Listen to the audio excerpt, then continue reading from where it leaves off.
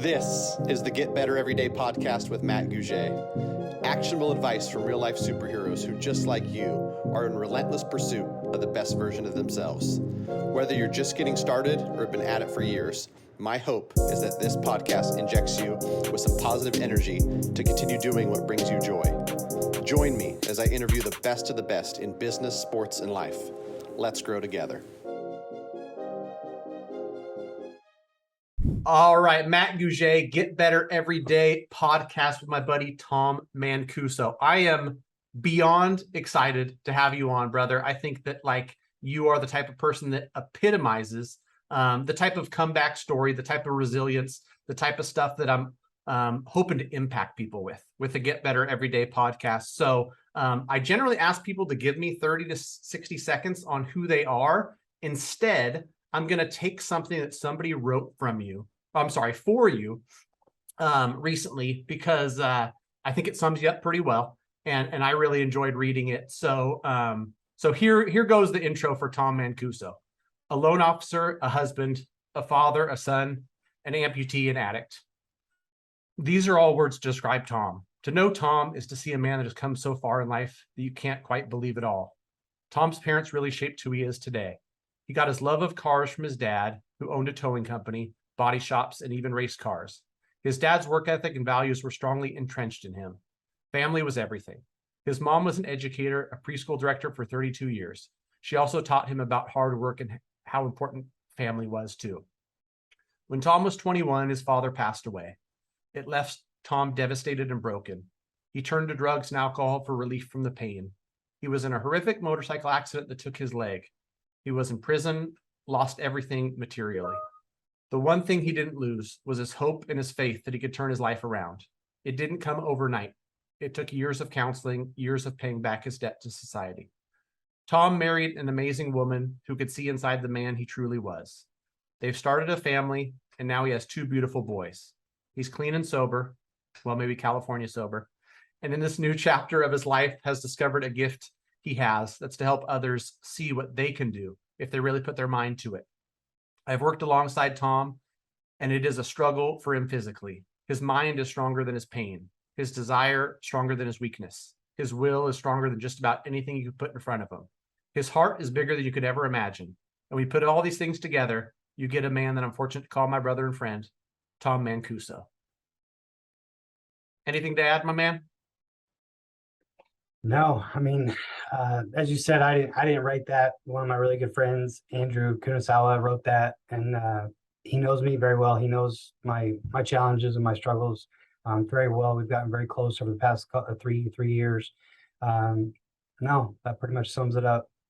Cool, man. Well, in the theme of get better every day, I think that folks listening to this, some are doing great, some are struggling. I think that there's some truth to the fact that everybody's struggling in some way. What is your advice to folks out there that find themselves in a dark place, down the wrong path? What do you think is something that would be your words of wisdom if somebody said, hey, give my friend 5 minutes here of your time on what they can do? This will resonate with you. I remember back in my darkest days, my biggest challenges, I felt alone. I felt like I was just like locked in a closet, like in a tunnel, like just with my own demons. Felt like the world was passing me by and had no clue, what I was going through, which is true because, of course, I didn't share much of what I was going through, and I tried to suffer in silence and self-medicate and, take care of myself, which was all negative and just poisoning myself and making things worse. And I guess the biggest thing that I learned is sharing your challenges with a friend, a family member, a close confidant, a professional, anyone. Number one, just getting it off of your chest is very relieving, but you'll also find that there are so many others who walk around in life that you walk past every day that are also either are going through major challenges and obstacles in life or have come out the other side. You're a perfect example of that. I knew you for a couple years, and you and I had a chance to talk about this time last year at a mortgage event in Vegas. And you shared with me part of your story that not a lot of people know. And it resonated with me because you knew my story. And I guess that was the biggest thing to me, was thinking I'm alone, thinking no one can help me. I have to do all this myself. And don't get me wrong, I had to do a lot of the work myself, and it was a struggle, as you know. But but getting other people's perspective, getting other people to at least just listen to my challenges and give me a third party view of maybe some of the things that I was experiencing, that when we have that tunnel vision, we don't see some of the outstanding circumstances. We don't see some of the other things in our life. We certainly typically don't see the good things in our life. And no matter how bad things are, no matter how horrible the events in your life are, there are blessings, there are positive things in our life. And it is those blessings, those positive things that we really need to focus on, and we really need to hold close to us, because it is that using those items, those, whether they're family or friends or children or loved ones or your dog or your cat, could be anything. That's what cherishing those things, reminding yourself how important those things are to your life. That is what will help lead you out of the darkness. That will give you a reason to fight. There's a amazing documentary I just watched. I've watched it several times, called 14 Peaks. And it's about the 14 highest mountains in the world, all over 8,000 meters. And the climber is a Nepalese a man. He's a Nepalese Sherpa that served in the military. And he talks about, when you think you're screwed, you're really only about 50% screwed. And that's just it. Like, we think that there's no way out sometimes in life, and that's just not true. There is. But it is really sharing our challenges with others and hearing what challenges they've gone through. It might not be the same type of challenge, it might not be the same type of struggle, but learning how other people have overcome those things in their life can at least give us perspective and show us that there is more when things just sound like they're, hopeless. It's just not true. We just need to find that hope. Yeah, no, I love it, dude. And the two things I want to pull out for anybody listening: one, you're not alone. And I think that anybody who has had any type of struggle, you can be anywhere with anyone, and you share a story about, losing a parent. You share a story about overcoming addiction. You share a story about something tragic in your life. That vulnerability, opening up about it, allows that other person to say, you know what? I had a struggle in my life too. And it creates, relationships with people. And like, just like you said, I find time and time again, almost every day now, when I'm talking to folks and, they bring something up that, we all have struggles in our life. And it's not sunshine and rainbows for just about anybody. And unfortunately, social media may paint that picture, right? Everybody's life is perfect, and every Instagram shot is perfect. But, the reality of it, the human experience, none of us come out unscathed. And the other thing that I wanted to pull out of your comment, which was really good, is the small wins. Because I think that if me and you look back on our darkest days, and then we look back on, what's been accomplished over the last decade, what kept us going in week one, month one, year one, was growth. It wasn't all at once. And I wasn't the man in 2022. I didn't go from 2011, 2022 and like just become a better version of myself overnight. It was constant work, working towards something. And I could take small wins, after being clean for a month. I could take small wins, caring for myself and my health and my family and things like that. And so important for people to think about whatever they are in their journey, is to celebrate the small wins. And it's more about getting better every day. It's more about growth than it is about the destination. I talked to somebody earlier today where you don't grow and you don't change once you become something. On your journey to becoming something is where all the growth happens. So on that note, I got it. It was a pleasure to hear some of your story. You can do it as long or as short as you want, but I think it's a interesting story to tell. about, that fateful day in September 2009. Yeah, just share that if you could. Yeah, so you touched on losing my father at a young age of 21, and I was very successful at young. I got in the car business when I was 18. At 20 years old, was a finance manager for a car dealership. At 24 years old, was a finance director for a group of car dealerships. Very successful. Everything just kind of seemed to go my way. I'm very personable, building relationships, love cars, great at stuff like that. And September 5th of 2009 was a Saturday. And I used to race motorcycles like in my spare time, like just for fun, not competitively. And so working on one of my motorcycles, had the day off, just going to take it around the block, just 2 blocks from my house, going 30 miles an hour, speed limit was 35, not screwing around. Something went wrong with the motorcycle and the throttle got pinned, and there were a couple kids on the sidewalk. And knowing what happens when you lay a motorcycle down, they can fly apart, and it's a gasoline motorized vehicle. It can explode. A lot of things can happen. I didn't want to lay the bike down or hurt the children, so I tried to ride it into a retaining wall and bail off of it. When I tried to jump off of it, the frame or the wheel grabbed my leg and sandwiched me between the bike and the wall. Luckily, even in 2009, one of the 12-year-olds had a cell phone. It was his mom's cell phone, knew to call 911. Seeing the aftermath, I'm not breathing, my leg was severed, bleeding to death. I mean, it was a very horrific accident for an adult, let alone 3 kids, or 3 young men.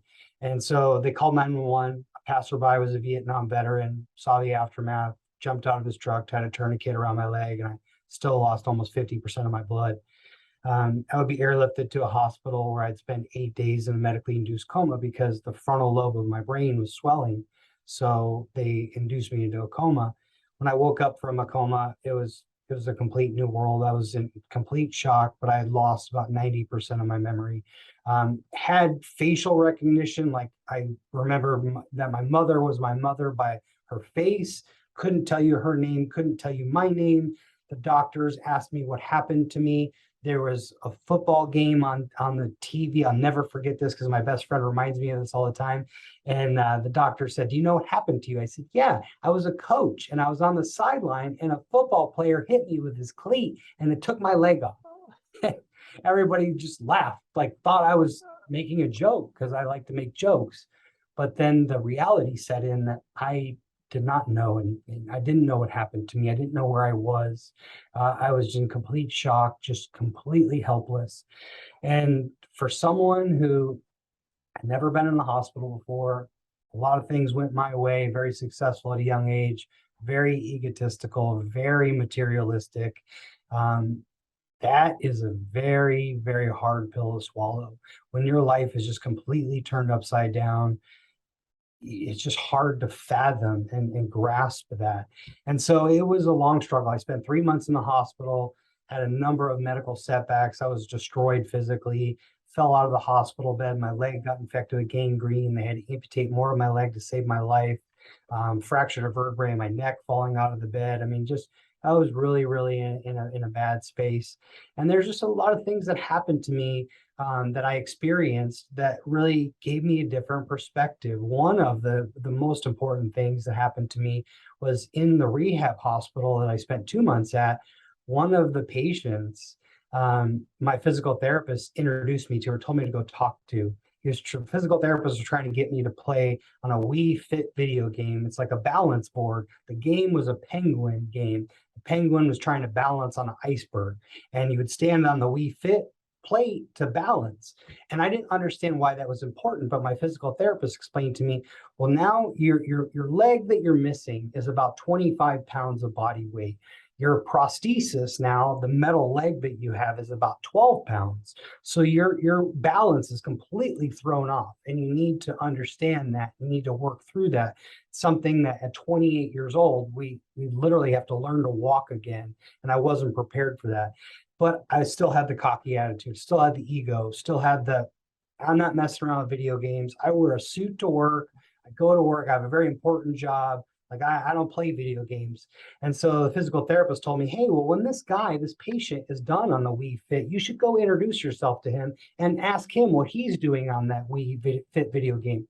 And it was an able-bodied guy, older guy, African-American wearing sweatpants and, sweatshirt. He had a baseball cap on. And this is in a hospital in Scottsdale, Arizona. It's like 2 or 3 in the afternoon and there's windows, right? So there's light in there, but he's wearing sunglasses like aviators. And I'm like, man, I jokingly say to my physical therapist, yeah, I'm going to go tell him that game you guys have him playing is stupid because he feels so embarrassed. That's why he's wearing sunglasses, because he's embarrassed. And my physical therapist goes, okay, I'm going to go get some other weights, go over. And so I wheel myself over. And to give you perspective on what I was experiencing, I had my first prosthesis. I couldn't walk in it. It was like a door hinge. And you had to swing the leg out and land on the heel so it wouldn't collapse. There was no resistance. It was just a hinge. So I can't walk. I had a brain injury in my accident. That's how I lost my memory. The doctors in the emergency room told me now that I've had a traumatic brain injury, I'm 300% or so more likely to have another one if I fall and hit my head. So you say that to a young man who then gets a metal door hinge leg that he can't stop himself from stumbling and falling on. So I'm 100% terrified everywhere I go. I don't want to walk. So I'm stuck in a wheelchair with a metal leg that I don't know how to use. I'm just completely physically still messed up. I don't have my top front teeth because they got knocked out. I'm just in shambles. So, but I have my attitude, right? I want to go make jokes. So I wheel myself over to this guy, and the patient then got on like a stationary bike and he's minding his own business. And I roll over and hey, hi, sir, how are you? And he looks at me kind of, still got the sunglasses on. And he says, fine, like really loud and stern. And I'm like, my name's Tom Mancuso. And he just looks at me and he reaches his hand out, but his hand is like trembling. And I'm like, oh my God, like what's wrong with this guy? And he introduces himself in a very loud, stern voice as Muhammad Ali. Wow. And I didn't know what to say. I knew Muhammad Ali was a famous person, but did not expect to see him in a rehab hospital where I am in Scottsdale. I didn't expect to be in this hospital. I really didn't. I couldn't put my words together. I really didn't know what to say. I was just kind of in shock. I said, okay, have a good day, sir. And I wheeled myself over. I see you later. And my physical therapist came back and he goes, did you go meet that patient? I said, yeah, is that really Muhammad Ali? Like the boxer Muhammad Ali? And he goes, yeah. I go, what is he doing here? And he goes, well, one of the reasons why you're here is our neurotherapy is one of the best in the nation. And that's what he comes here for. He has Parkinson's. And we have a wonderful Parkinson's therapy department with neurotherapy. And that's what he comes here for. He comes here 3 times a week for that. And he lives part of the year in Scottsdale. And I thought, what the hell? This guy like listens to you people? And the physical therapist goes, yeah, you have to understand. He's probably one of the, if not the greatest boxer of all time, but he understands that we know some things that he doesn't know. And while he was a phenomenal boxer, very talented, he had coaches and trainers his whole career, his whole life. And that's what he looks at us as. He looks at us as his coaches and his trainers. We know what he doesn't know. We can teach him and show him and help him work through those things. And I thought, but like he comes here like voluntarily because I'm stuck in here. Like I hate this place. I just want to go home. And so it really made me think for a second. And so later that evening, I'm laying in bed. The woe is me. I mean, I'm just totally in shambles. My left hand was shattered. Of course, I'm left-handed. They had titanium rods in my skeleton. So my hand is frozen like this. No top front teeth. My right foot's broken. I got a boot on my right foot. My left leg was amputated. My left shoulder is broken. Vertebrae in my neck's shattered. So I'm a mess, total mess. And I'm like, man, life is over. And I'm thinking, man, like the life I had, like I literally, that's over. Like I need to shut up and like listen to people and ask for help. Like if this guy like has such an ego, like can listen to these people, like I gotta just suck it up and like I need to ask for help. Like I really need to just give these people a chance to help me. That's what they're trying to do. And that just was a turning point for me where, look, that old life, it's over, but I'm alive. I survived. Like I'm here. Like this guy has a wonderful, amazing career, going to go down as one of the most famous people in history, but he's still here fighting. You know, he's He can barely talk. He's trembling anywhere he goes, and he's still fighting. Like, I gotta try and just give it a shot. And so that really was a turning point for me, where I realized I gotta check my ego. Like, I really gotta, man. Ultimately, I look back at that accident, and so many people, when they hear my story, the first thing they say is, "Man, sorry you lost your leg," or "I'm sorry you were in that accident." Honestly, 13 years later, I'm not, because the number one thing that I lost was my ego. And I realized that life is so much more than always bragging about your wins to everyone. You and I talk about this. We all go through challenges. Everyone's challenges are different. Some are much more than others, but man, we think some of the things that we have been through are just small, minuscule challenges, until we talk with someone else who has yet to experience those things. And those are major challenges for them. And it is truly communicating with other people and sharing those challenges and how we overcame them to help give others hope. Like, I think that's the greatest gift that we can give someone else, is to be able to give or inspire hope in another person. Not just hope for like a mortgage or getting approved. While that is important, don't get me wrong, just hope in overcoming whatever challenge they may get through. We talk about this. While a lot of our challenges are different, every one of us is going to lose a family member. Every one of us is going to go through challenges if we have children, or we are children of our parents. We go through challenges. Our parents dealt through challenges with us. And so we have a lot more in common than we really understand. We might be from a different place. We might look different. We might have different jobs. We might walk differently or dress differently. But the human experience, as you said, there's something about that is so common, found in everyone, that really and truly, it might be a different channel, but the show is very similar. We have to remember that. We have to remember the things that we used in our lives to overcome those challenges can be applied differently to different challenges.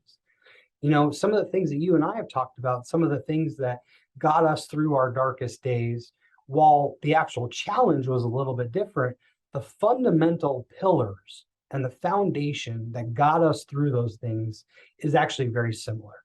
And that's what we have to remember. We have to remember that as a human being, we share a lot in common with other people. And it truly is by those relationships and having those relationships with others that we can truly make our lives all better, and we can help others make their lives better. Love it, man. I love it. I appreciate that story. I find it kind of ironic, and maybe for you, coming full circle, think about the fact that we'll be at a mortgage conference with Layla Ali together in a few short days after meeting Muhammad Ali, which, by some accounts might have been, lowest point in your life, if not mentally, physically, combination of those things. And it's funny because I wrote down something to ask you, and you answered the question before I asked it. Thinking about the amazing human being that Tom Mancuso is, thinking about how humble you are, how generous you are, all the things that make you you. I was going to ask you if you think that you're better off or worse off than you were on that day in September. I think you answered it. I think that, had it not happened, and it's funny to play this game because I do it sometimes. Like, if you kept on a path that in the moment you might have thought was a better path, or some people might have said, hey, if the accident didn't happen, where is Tom Mancuso at age 41? Egotistical, shit doesn't stink, whatever that would have led to, right? I think that, you might have not completely answered it, but in my head you did, where you're a better person. You're a better version of yourself today because of the struggles you went through, as is most of us, right? All the struggle, all the pain that I've had in my life, I wouldn't be half of the person that I am today if it wasn't for it. I certainly would have ran myself into the grave. So I don't know how long the story would have gone, right? But I love the fact that, you took a pretty dismal situation, and you talked about all the physical ailments, and you decided that you were going to get better every day. and hopefully listeners will find some inspiration in this. And it's not overnight, no matter what the struggle is, it's small steps towards, becoming a better version of yourself that we're all capable of.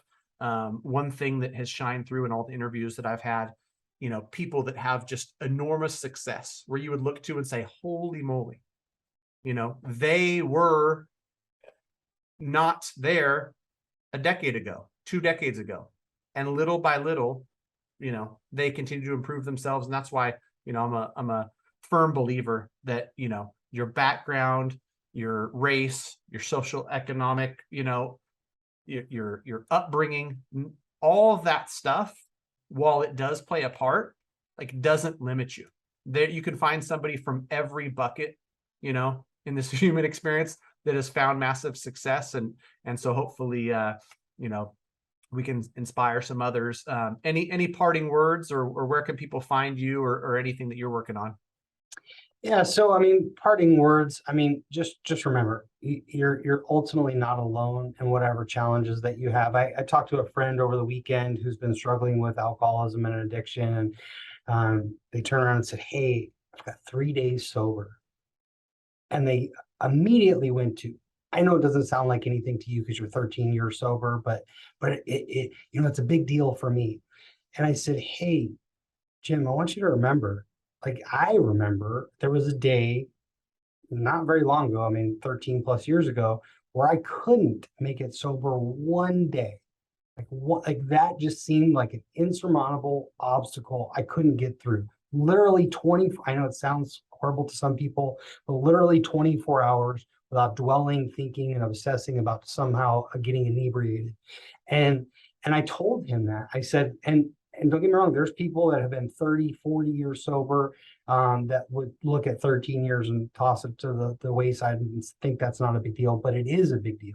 And it's a big deal to you. And I want you to really, really take that in. I want you to dwell on that you have made that accomplishment. And that's no small feat.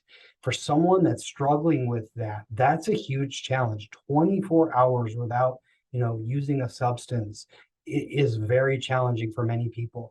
And that's what we have to remember. And you can take that and apply that. And you and I were talking before we started recording that we have a perspective. There's experiences that we've been in our life that we'll never forget. It's just ingrained in our souls.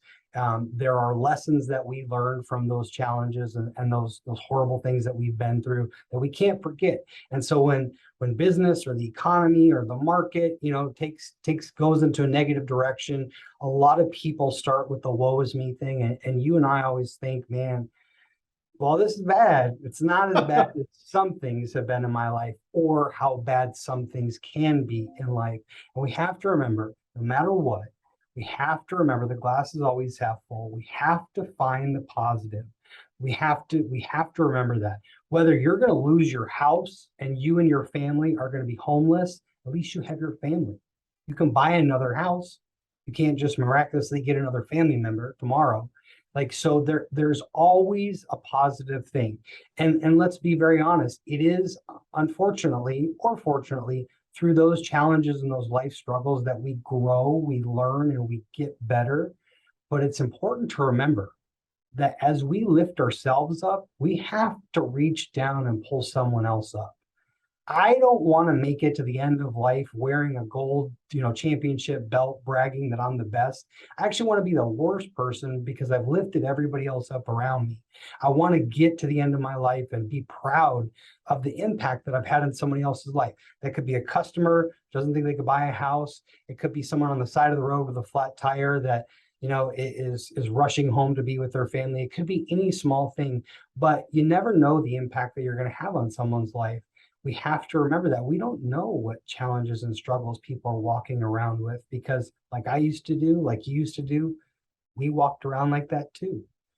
And it could be such a small feat. Like a week ago, I was telling somebody the story this morning. I went to the gas station, walking in, there's an older lady walking behind me, and she's like 15 feet away. So it's Arizona, it's like 110 now. So I open the door and I stand there and hold it for her. And you could see, she saw me and she's trying to hurry. And I'm like, man, don't rush. Like, it's okay. I'm standing here. Like, I don't want to walk in there anyway. Like, And she goes, "Oh my gosh, thank you so much for that." And I was like, "Hey, don't worry about it." And she goes, "It just means a lot to me." She goes, "You're my son's age, and my son passed away a couple days ago." And she just immediately started crying because I held the door for her. But again, it's just I never would have known that. I mean, I would have walked in, closed the door behind me. She would have walked in. I never would have known that. And this poor lady, burst into tears. And so you never know what somebody else is going through. It's important for us to open our eyes and open our ears and see what's around us and talk to the people that are around us. It is the people, not the things around us, that will ultimately help us in our lives. So, just take an observation of what's around you and in your community and in your family.